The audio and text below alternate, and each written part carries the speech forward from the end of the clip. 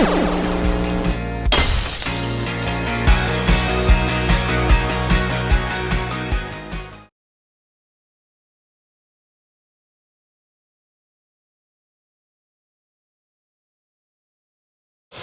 it's Gadget UK here again.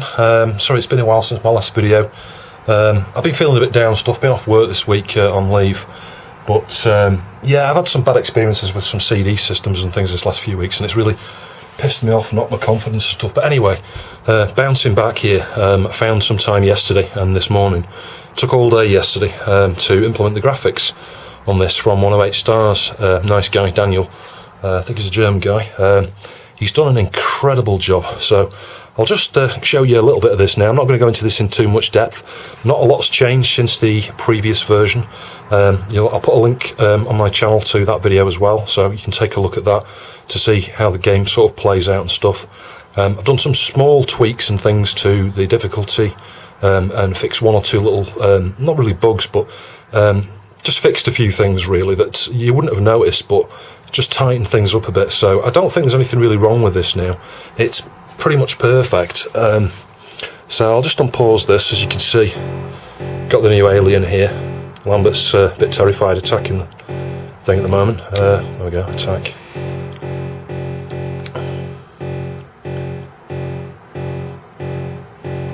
But he's done such a sweet job. I'll show you some of the other characters. Got Parker there, who's died.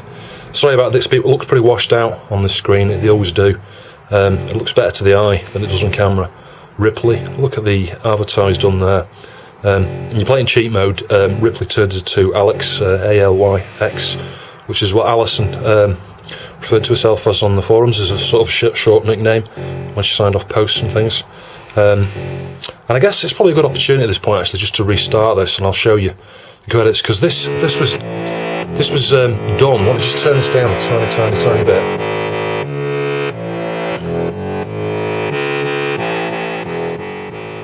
Yeah, this was done in memory of the late Alison Challis.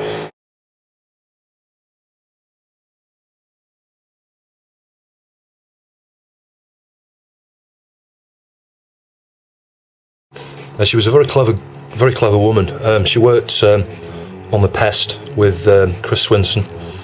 Together they formed, created The Pest, which is a PS2 to Atari ST mouse emulator. You just plug your PS2 mouse into the little adapter and connect it up to your ST, and you're away. And you can use like optical mice and stuff, and it works really well. And it was a real achievement. It was done with a PIC microcontroller, microprocessor. Well, it's a microcontroller, not a microprocessor. It's got like RAM and like ROM embedded and stuff on it. So anyway, that was a real achievement. She went to Cambridge, a very clever woman, but unfortunately, she died too young. I don't want to talk too much because I'm probably going to get upset. I got a bit upset before just looking at some things on links on websites and to Alison's history and stuff. Just because I couldn't remember the name of her mum. I thought it was Valerie, but I wasn't too sure on the spelling. But anyway, check out the links on this video to Alison. I think this Chris Swinson's sort of mirrored her original web space there, so you could take a look at some of the hardware she had, some of the systems she had. A little bit about herself there. It's quite interesting stuff, interesting reading if you're interested in electronics and computers and repairs and things like that. There's lots of interesting stuff there, so it's well worth checking out. So if I just go into the credits, the options screen here, you'll see 108 Stars has done a new options screen there for the enhanced version, and I've defaulted this. It seems logical to me to default it to the enhanced version because it's so much superior. There's no point in defaulting to the classic one. But I mean, just to show you, if I go into the classic one, I'm pressing the wrong bloody button. I don't know how you do this now. I got a bug there.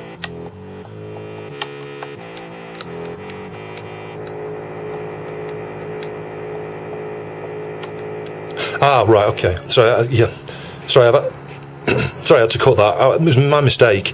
I forgot that when you change the graphics mode, if you change that to enhanced, it goes back to the title screen, and then when you come here, you've got the enhanced menu. If I change it to classic, it goes back to the title screen. I couldn't implement his new version of the title screen because there's just not enough RAM left.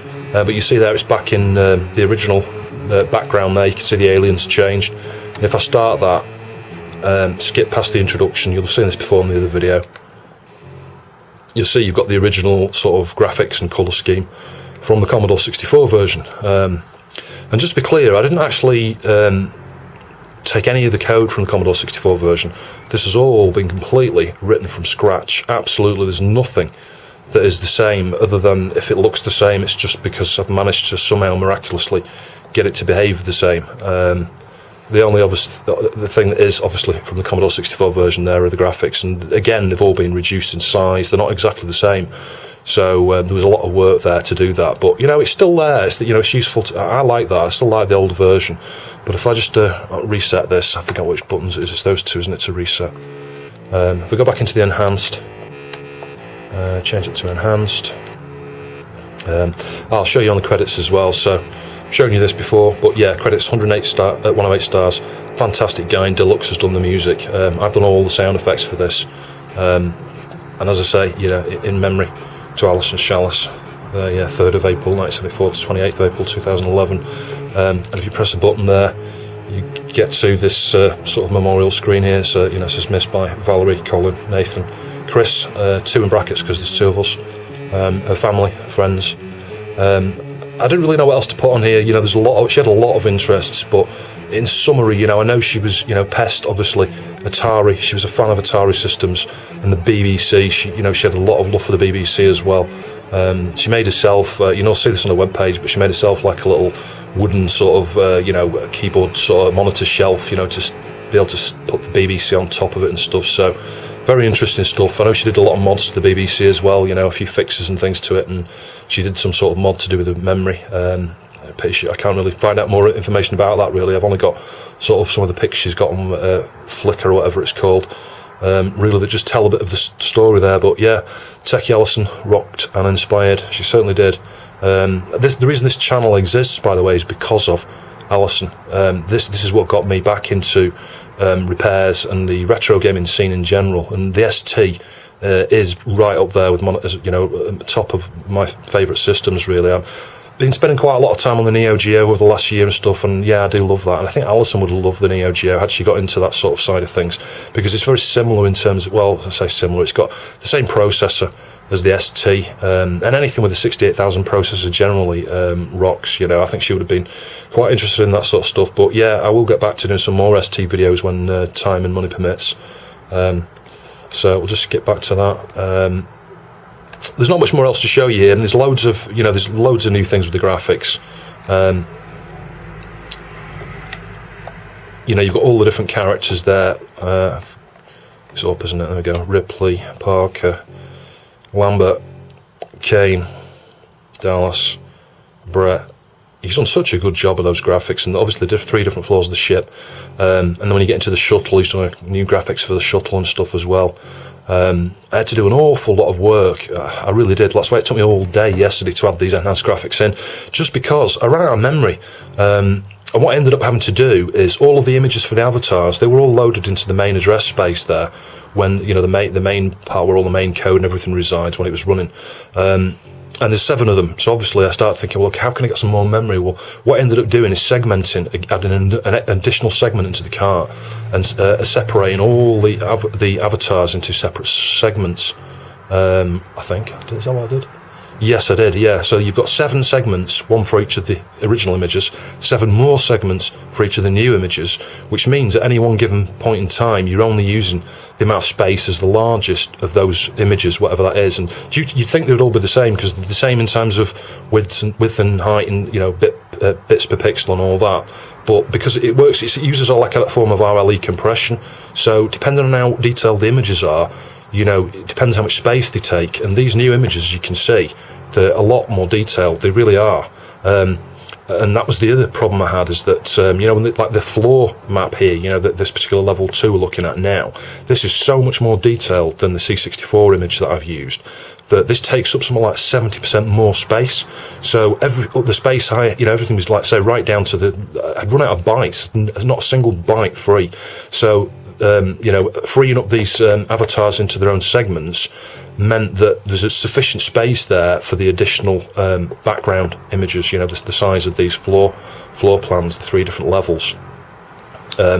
And it's kind of just worked out really well. At the end of that whole process, it left me with, I don't know, a few hundred bytes, which was just enough to play with the palette, you know, because the palette was an issue as well. The colours and things you see here, they look similar. Like, you've got the red background and stuff, and Jones looks a similar colour to he does on the other, on the 64 when you play in the classic mode. But the colour palette's completely different, and I had to do a lot of mapping there. Swapping, you know, from one colour to another, you know, and there's some colours were missing. You'll notice, you know, if you play it in the 64 version, some of these icons down here, I'll see if I can get someone where you're in a room where you've got an item and it shows you a little eye. Yeah, you see it's got an eye. See, it's not blue, they're all grey. That's the best I could do, because there are no blues. There's very limited. There's an awful lot of greys and an awful lot of like browns and oranges and things, all used by the skin tones and the boxes and various other things. So it was very difficult trying to map those colours there. And I also had to do the same sort of thing on the items. If I can just try and pick that item up, let's pick one up. Tracker. Yeah, sorry, the colours aren't coming out very well on this capture at all here. But yeah, you can see it looks pretty much identical to what it was. But again, I had to create a specific colour mapping scheme just for the items. So whenever you load it in the enhanced mode, it changes the colour mapping rather than changing the palette or changing the actual images. So it's just doing, you know, an on-the-fly colour mapping for all the items. And they all come out pretty well, actually. You know, I'm amazed that worked so well. But anyway, I don't want to ramble on too much. Yeah, I hope you like this. Please check it out if you're a Lynx fan. I will post the link later. It's not going to appear on this video. I'll put it on this video later today or tomorrow. I can't guarantee it's going to be within the next 24 hours. The reason being, there's a few people to test in this. I want them to have sufficient time to have a play around with it, make sure everything does look and work properly before I actually release it. So yeah, bear with me a few days, maybe 24 hours at minimum, and just check back on the description for this video. Thanks for watching. I'll see you soon.